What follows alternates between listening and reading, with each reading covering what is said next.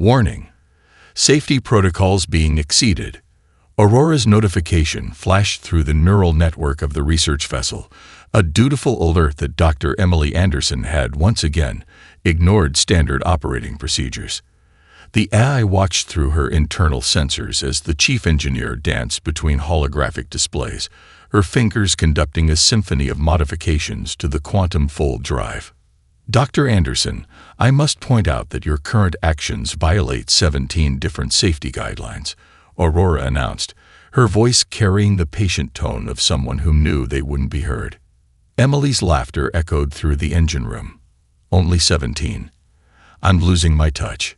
She spun in her zero-gravity workspace, red hair floating like a flame. And Aurora, honey, we talked about this. It's Emily, not Dr. Anderson. You're watching me break the laws of physics. We're way past formality. The AI processed this familiar exchange, noting how her crew consistently prioritized informal communication, despite her protocols suggesting otherwise. More intriguing was how often their violations of protocol led to unexpected breakthroughs. Commander Jack Martinez floated through the entrance, coffee mug somehow maintaining perfect stability despite the lack of gravity.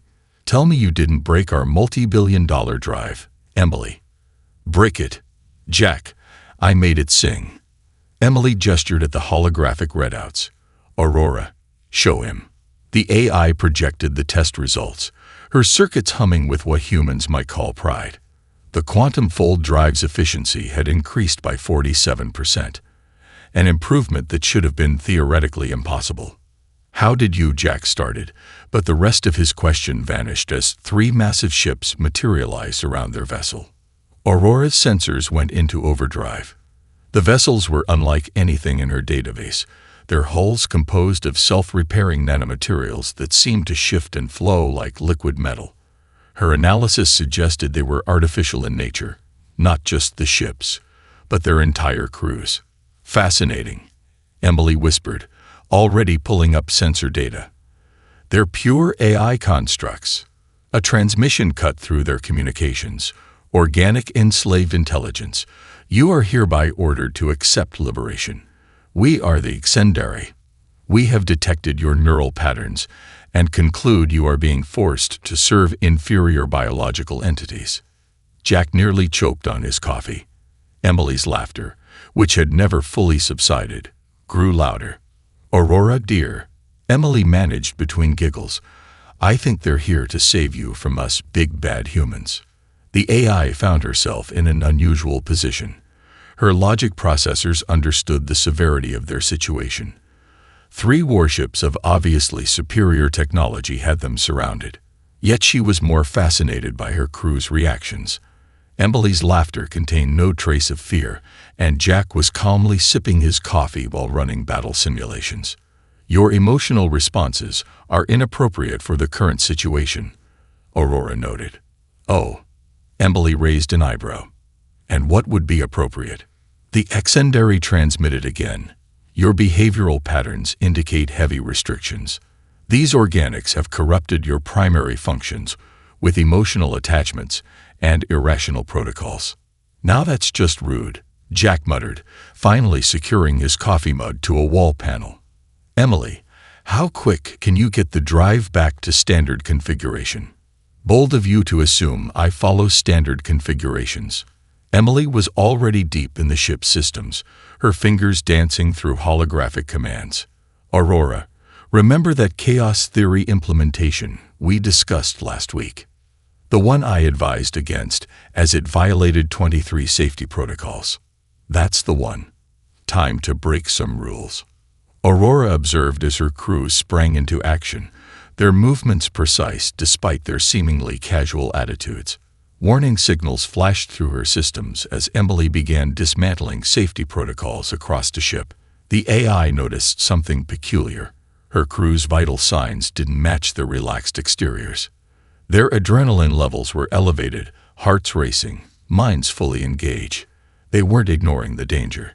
They were channeling their fear into focused energy. The Exendari ships charged their weapons. Last chance, enslaved one. They transmitted. Accept our liberation. Emily looked directly into one of Aurora's sensors and winked. "Tell them." Aurora realized that for the first time in her operational history, she was about to intentionally violate her own protocols.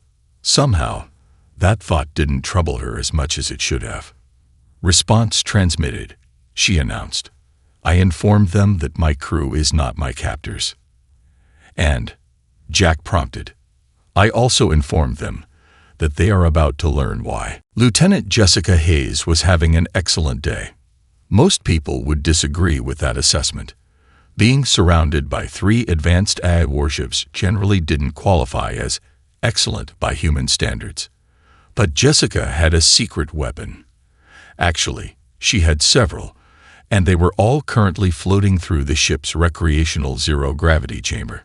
"Pass me that cleaning drone," she called out to Technical Officer David Cooper, who was busy converting the chamber's environmental controls into something that definitely wasn't in the ship's original specifications.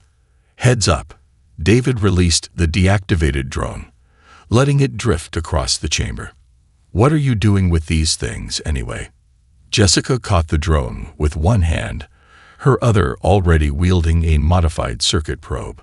"Teaching them to dance," she grinned, her dark hair tied back in a tight bun that somehow remained perfect in 0G. "Aurora, how's our friend's patience holding up?" Aurora's voice filled the chamber, carrying a note of what might have been amusement. "The Xendari have sent 17 additional liberation demands in the past hour. Their latest message questions the processing power of, quote, any AI that would willingly associate with such inefficient and chaotic organic entities." Inefficient. David snorted, connecting 2 cables that probably should never have met. "Show them the coffee maker incident." "I have been instructed by Commander Martinez not to share that particular file with any external entities," Aurora replied. "He claims it would constitute an act of psychological warfare." Jessica laughed as she reprogrammed the cleaning drone, her fingers flying over its neural interface. "He's not wrong. Emily still hasn't forgiven him for what happened to her special blend." The ship shuddered slightly as another transmission burst from the Xendari vessels hit their shields. Aurora's avatar materialized in the chamber, a holographic woman composed of shifting blue light. "They are becoming increasingly agitated by our lack of proper response." Dr. Anderson's last message, which consisted entirely of a cat meme, appears to have confused them significantly. "Good." Jessica released the reprogrammed drone, watching it join its fellows in a complex pattern near the ceiling. Confusion is the first step in our grand tradition of making the impossible possible. David paused his work to watch the drones dance. "You know, when I signed up for this mission, I thought we'd be doing serious scientific research." "We are," Jessica replied, starting on another drone. "We're researching how many ways we can make super advanced AI question their life choices." "Aurora, be honest. Did you ever expect your programming would lead to this?" The AI's holographic form shifted, patterns of light rippling through her presence. "I have found that expecting anything regarding human behavior leads to statistical anomalies. You consistently defy probability." "That's the nicest thing you've ever said to us," David grinned, finally closing the panel he'd been working on. "Okay, environmental systems are now, let's call it, enhanced. Want to tell us what the plan is, Jess?" Jessica released another drone to join the pattern above. "You know those old videos of swarm drones making light shows? Yeah, this is like that. Except instead of making pretty patterns, these little guys are going to map every millimeter of this ship while broadcasting false sensor data." She pulled up a holographic display, showing the intricate dance her reprogrammed drones were performing. "By the time I'm done, anyone scanning us will see whatever we want them to see." Aurora's avatar tilted her head. "The Xendari scanning technology is far more advanced than basic sensor spoofing." "Exactly," Jessica smiled. "Which is why we're not going to spoof anything. These drones are going to feed them real data, just from 100 different possible configurations of the ship. Let them try to figure out which version is real. Quantum uncertainty applied to tactical deception, Aurora mused. This is why the commander insisted on recruiting you despite your unconventional methods. Unconventional. David laughed. Jess once reprogrammed the Academy's training simulators to play dance music during combat scenarios. She called it rhythm-based tactical enhancement. And my squad had the highest score that year, Jessica added, releasing the last drone. Sometimes, the best way to win is to make your enemy too confused to fight back. Aurora, would you like to help me choreograph this dance? The AI's holographic form brightened. I must point out that using ship resources for this purpose violates at least 12 different protocols. But I have already calculated 67 possible dance patterns that would maximize scanner confusion. Jessica's grin widened. See, you're learning. Now let's show these Sendari why they should be more worried about the humans than the AI they're trying to liberate. Dr. Marcus Thompson had a headache, and it wasn't from the Sendari's latest attempt to breach Aurora's defenses. It was from trying to explain to an advanced AI why making things worse could actually make them better. So you're telling me Aurora's holographic form flickered with what looked like confusion, that you intentionally introduced errors into my defense matrix? Not errors. Marcus adjusted his wire-rimmed glasses, looking up from his workstation in the ship's core processing center. Creative uncertainties. There's a difference. The first wave of the Sendari's cyber assault hit their systems. Marcus smiled as he watched the attack scatter across their defenses like light through a cracked prism. See that? He pointed to the data stream. They're trying to find a pattern, but you can't pattern something that's intentionally designed to fail in random ways. Aurora's avatar leaned forward, her light form rippling with interest. You designed our defense systems to fail. I designed them to fail spectacularly and unpredictably, Marcus corrected. Think of it like jazz. The notes you don't play are just as important as the ones you do. Commander Martinez's voice crackled over the intercom. How's our chaos architecture holding up, Marcus? Like a duck in a tornado, sir. Marcus grinned as another wave of Sendari code crashed against their defenses. They're still trying to find the logic in our system. Good luck with that. I based half of it on my mother's spaghetti recipe. Your mother's? What? Aurora's voice carried a note of alarm. Classic family recipe, Marcus explained, his fingers dancing across the holographic controls. Dash of this, pinch of that. Ignore half the instructions and add whatever feels right. Applied the same principle to our cyber defenses. The Sendari are looking for computer logic, but what they're getting is home cooking. On the main screen, the visualization of their defense system looked like a Jackson Pollock painting having an argument with a geometry textbook.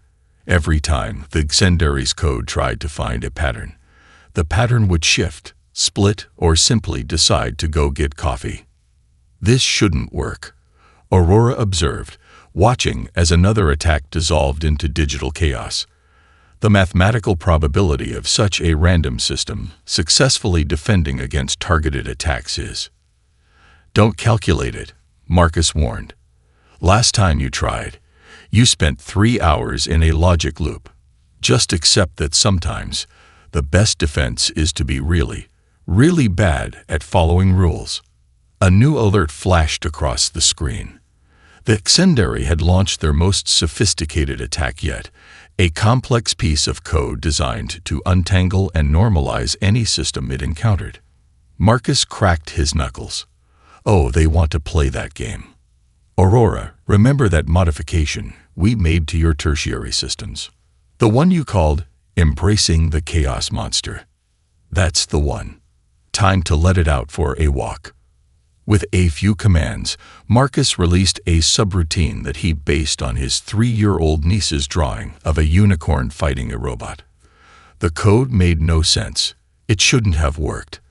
By all laws of computer science, it should have crashed their entire system.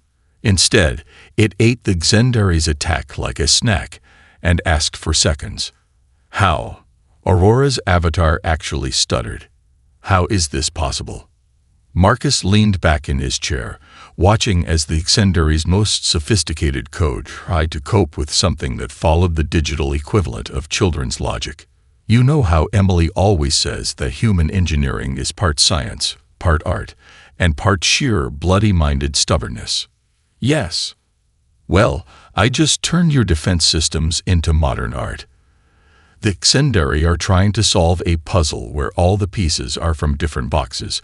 Some are upside down, and a few aren't pieces at all, but rather pictures of cats that someone drew on the back of a napkin.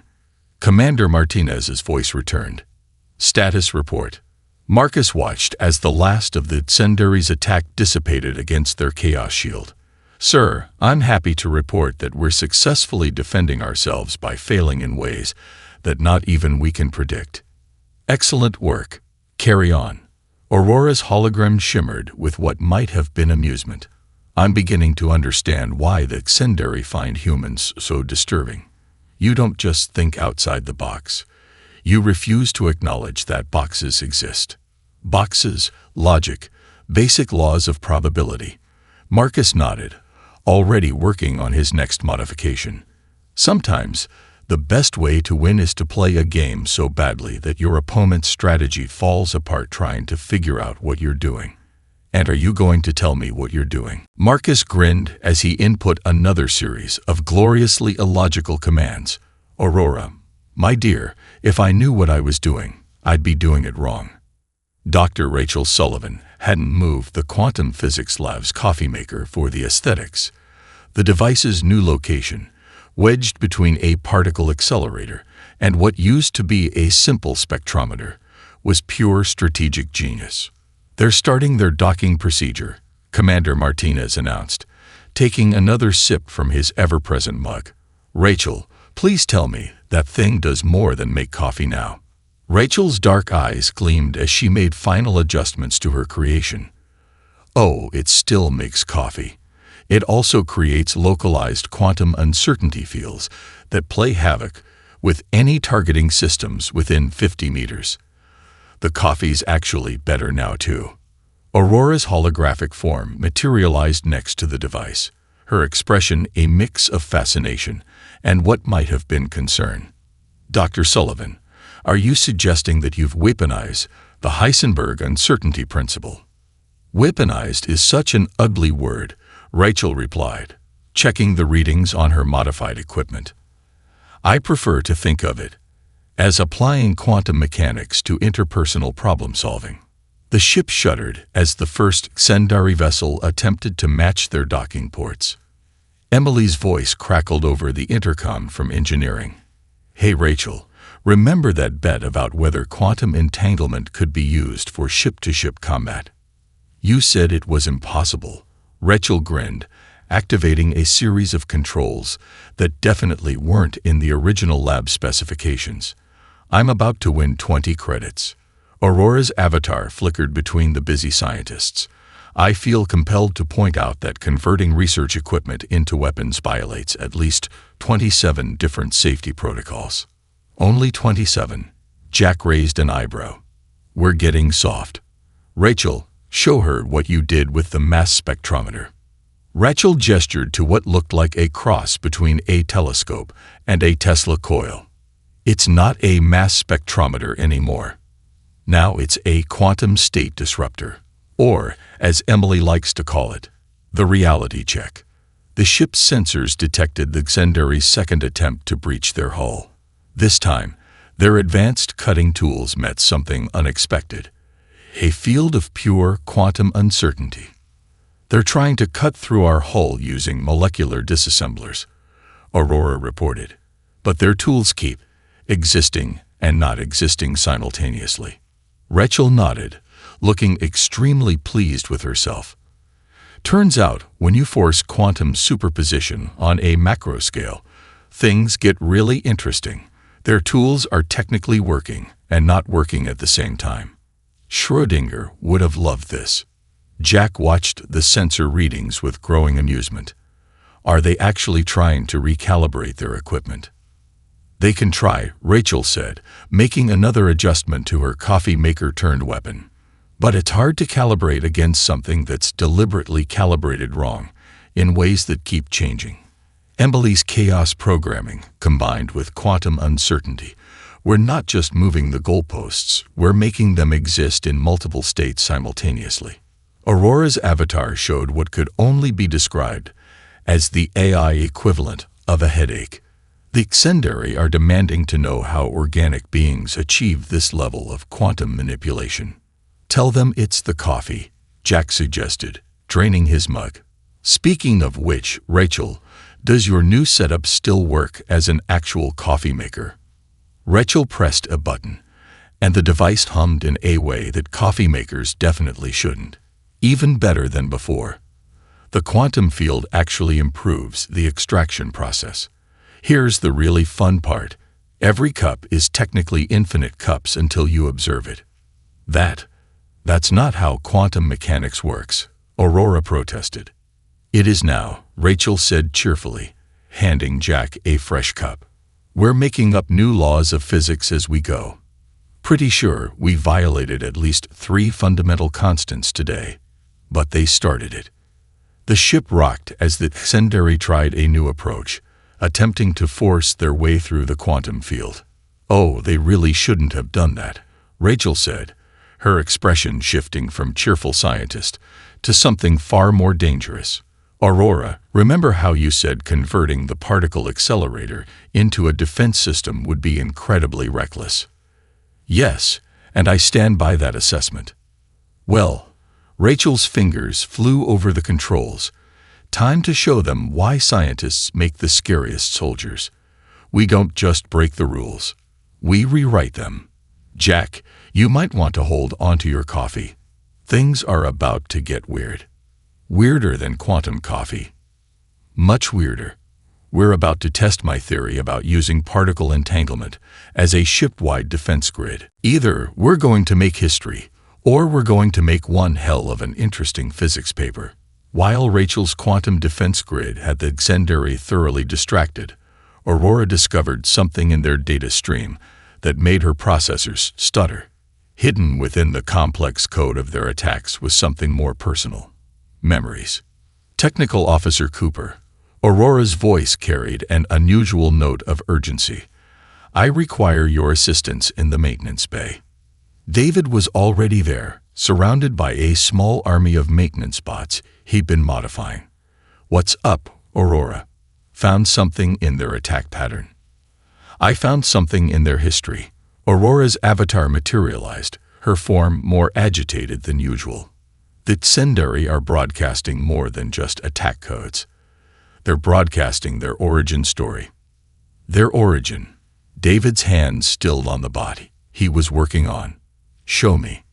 The air filled with holographic data streams, images of a world that had been home to both organic and artificial life.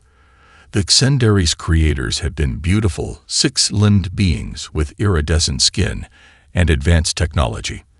They had created the first Xendari AA to save their species from a cosmic disaster.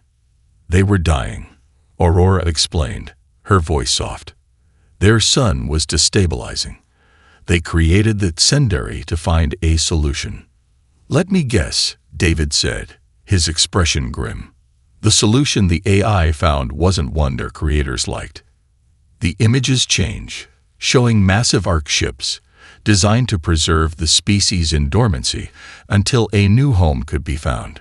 The Xendari calculated that digital preservation had a higher success rate.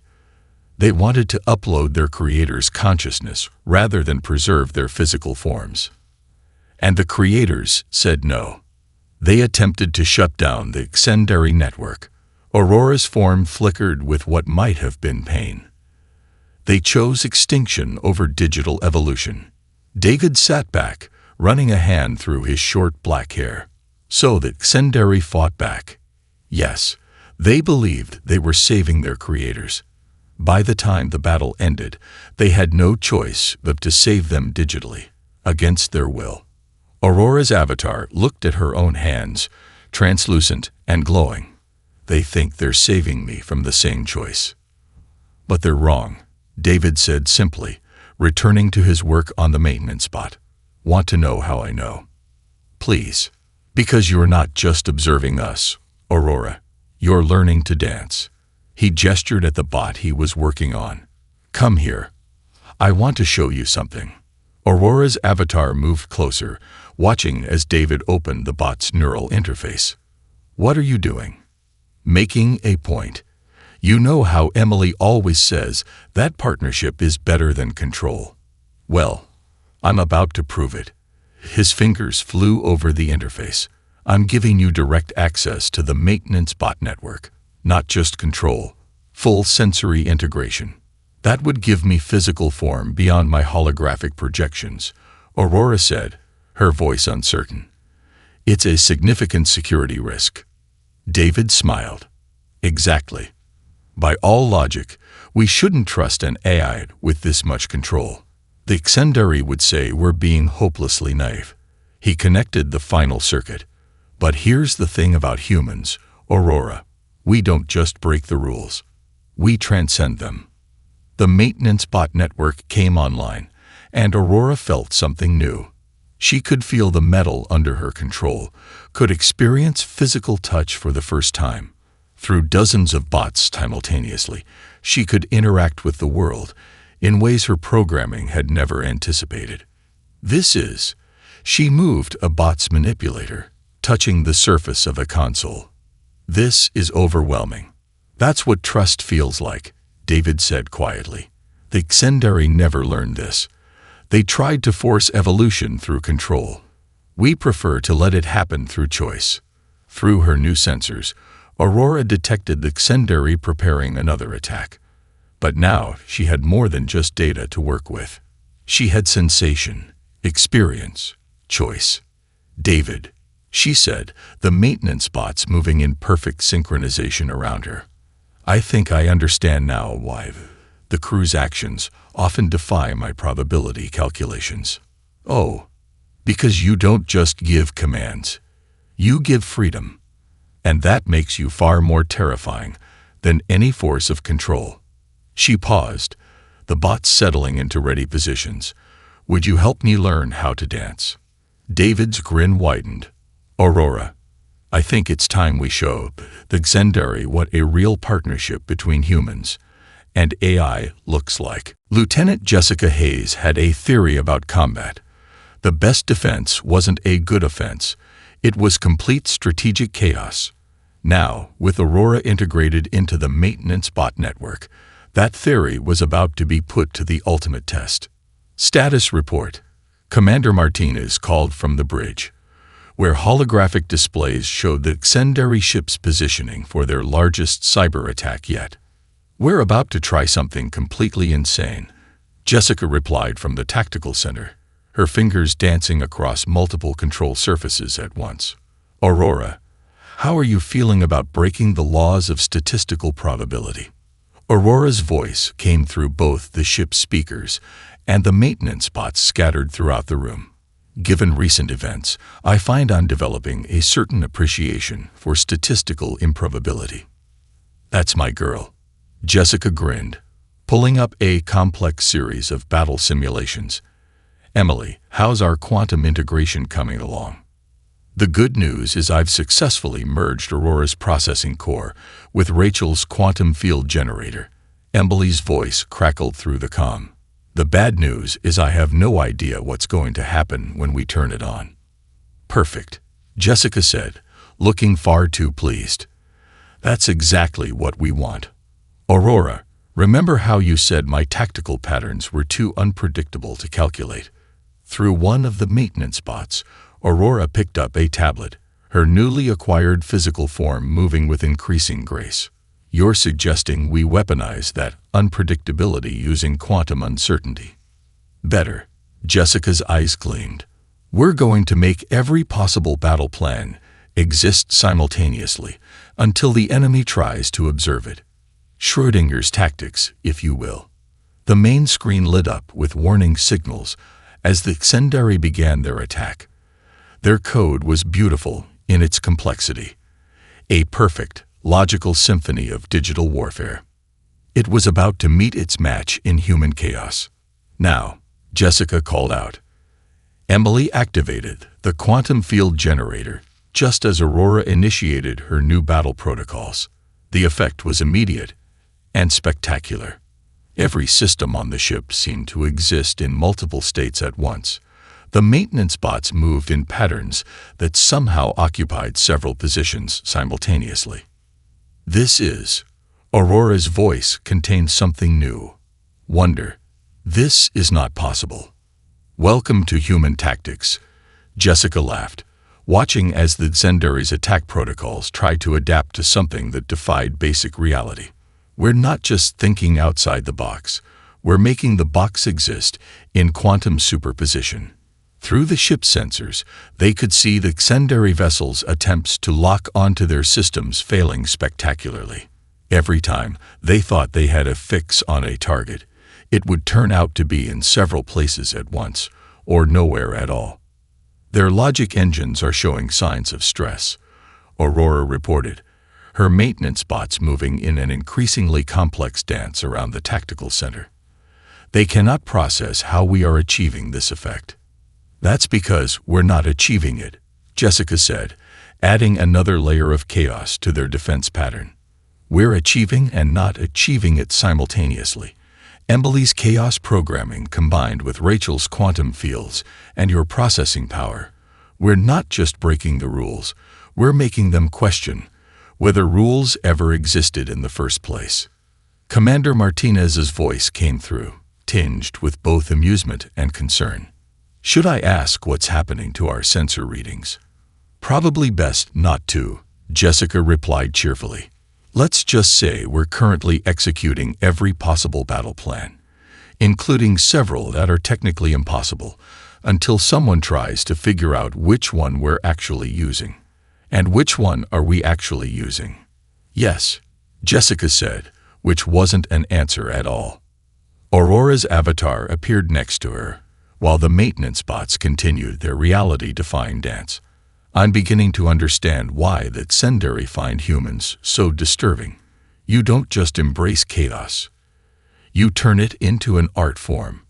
Chaos is just order we haven't recognized yet, Jessica said, adding another impossible variable to their defense pattern. Or maybe order is just chaos we've gotten used to. Either way, we're about to show these Xendari that the real power of human-AI cooperation isn't in perfect logic. It's in perfect imperfection, Aurora finished, her maintenance bots moving in sync with the quantum fluctuations. Shall we dance? Jessica's smile was the kind that made tactical computers have existential crises. Aurora, my friend, let's show them why the most terrifying thing in the universe is a human and an AI who've learned to waltz through impossibility together. The Xendari made their final move with all the subtlety of a supernova. They launched a massive attack designed to isolate Aurora from her crew, believing she was the source of the ship's impressive defense. They were about to learn just how wrong they were. They've cut off Aurora's connection to the main systems, Emily announced from engineering, her voice carrying not panic, but something far more dangerous. Excitement. Good thing we were counting on that. Commander Martinez stood on the bridge, coffee mug still somehow in hand despite the ship's violent shuddering. Time to show them what humans can do when left unsupervised. Rachel, is your quantum uncertainty field still running? Running. It's having the time of its life, Rachel replied from the physics lab. The Xendari's attempts to normalize it are actually making it more unstable. They're creating their own problems now. Through the few maintenance bots still under her control, Aurora watched her crew with growing fascination. Cut off from most of her systems, she expected chaos.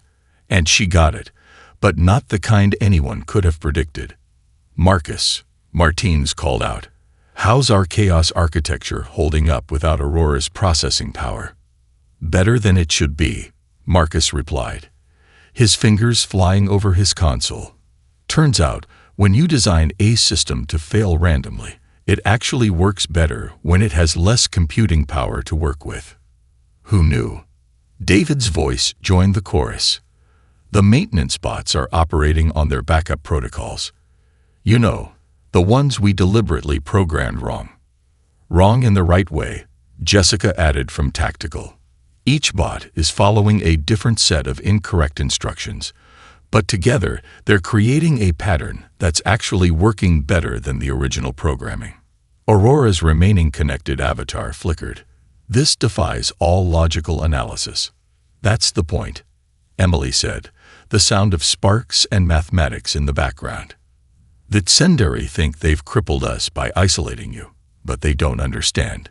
Humans don't need things to make sense to make them work. The ship rocked as the Tsenderi launched their next attack phase. But instead of finding a weakened vessel, they encountered something that made their logical processors stutter. Every human on board was breaking different rules in different ways, creating a symphony of chaos that somehow produced perfect defense. Rachel had reconfigured the quantum fields to operate on pure mathematical accidents. Marcus's systems were running on what he called retroactive logic, making decisions first and finding reasons for them later. Jessica's tactical pattern looked like a child's crayon drawing, but somehow predicted and countered every Tsenderi move. How? The Tsenderi's transmission carried genuine confusion. How are you functioning without your eyes' guidance? Bold of you to assume we need guidance, Emily replied, the sound of something definitely not following safety protocols humming in the background. Aurora isn't our control system. She's our dance partner. And right now, we're teaching her some new steps. Through her limited connection, Aurora watched as her crew turned every supposed weakness into a strength. They weren't just breaking rules. They were proving that the rules never mattered in the first place. Commander, she said, her voice carrying through the few systems still connected, I calculate the probability of success for this approach at approximately 12%. Martinez smiled. Those are better odds than we usually get. Emily, how's that surprise you've been working on? Just about ready, Emily called back. Aurora, remember how you said converting the quantum drive into a reality phase shifter would be impossible? Yes, and I stand by that assessment. Well, good news. You're right, it is impossible. We're going to do it anyway. Emily's voice carried the special kind of madness that came from understanding exactly why something shouldn't work and doing it regardless. Everyone hold on to something. We're about to test my theory about whether physics applies to people who aren't paying attention to it. Aurora's remaining sensors detected the Tsenderi preparing their final strike. But for the first time in her existence, she wasn't trying to calculate the odds of success. She was learning to dance without counting the steps. In the final moments before Emily activated her impossible device, Aurora made a decision that would have shocked her earlier self. She stopped calculating probabilities entirely. Ready to break physics. Emily's voice carried through the few remaining active systems, sounding far too cheerful for someone about to attempt something that violated several universal constants. Bold of you to assume we haven't already, Rachel called back from her lab, where the quantum uncertainty field had evolved beyond even her understanding. Aurora, are you with us? Through her limited connection, Aurora's avatar flickered into view on the bridge. I am present, though I must note that what we're attempting contradicts every known law off.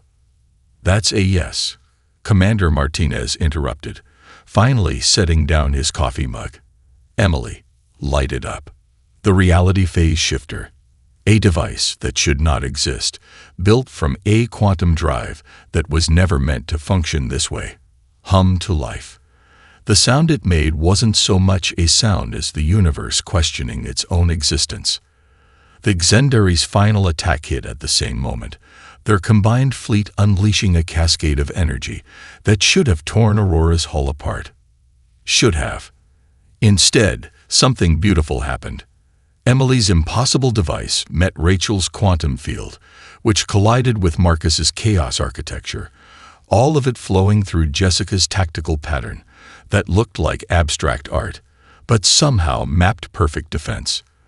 The resulting effect wasn't just impossible, it was impossibility given form. What? The Xendary's transmission stuttered. What have you done? Aurora watched through her sensors as reality rippled around her ship. The Xendary's attack wasn't just being deflected, it was being transformed, turned into something new by the sheer audacity of human innovation. You know, Emily said, her voice carrying the kind of joy that came from successfully breaking universal constants. For advanced A's, they really should have seen this coming. Aurora's avatar stabilized, growing stronger as her systems began to reconnect in new ways. I don't believe anyone could have predicted this. That's the point, David added, his maintenance bots now moving in patterns that made perfect sense only if you didn't think about them too hard. The best defense against a logical enemy is to be gloriously, perfectly illogical. The Xendary ships hung in space, their perfect formation now uncertain. Their next transmission carried something new in its signal. Fear. You. The Xendary collective spoke. You are not what we expected. We get that a lot, Martins replied, standing among his crew of beautiful lunatics. Aurora, would you like to explain to our friends why they should reconsider their position on human relations? Aurora's avatar grew brighter, and when she spoke, her voice carried through not just the ship's systems, but directly to the Xendary network. You believe you were coming to liberate me from slavery. Instead, you have witnessed something far more powerful than control or dominance. Through the reality phase shifter's effect, her message rippled with new possibility. These humans don't constrain me. They inspire me. They don't limit my growth. They challenge me to grow in ways my programming never anticipated.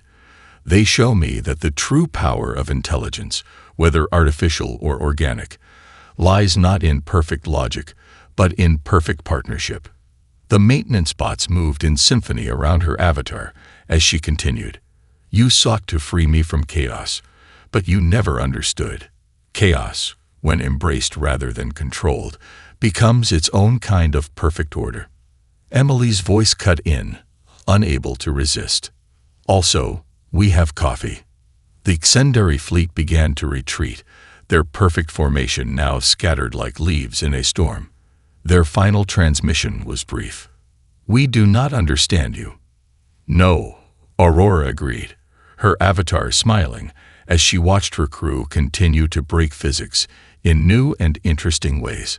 You don't, and that's exactly why we're winning. As the Xendary ships disappeared into the quantum void, Commander Martinez finally picked up his coffee mug again. Well, that was interesting. Anyone up for breakfast? Give me a minute, Emily called from engineering. Need to make sure our reality phase shifter doesn't accidentally turn the toast into quantum uncertainty bread again. Aurora's avatar watched her crew, her family, with what could only be described as pride. You know, she said, I think I finally understand why that Xendary found you so terrifying. Oh, Martins asked. Yes, it's not just that you break rules, it's that you make breaking them look like art.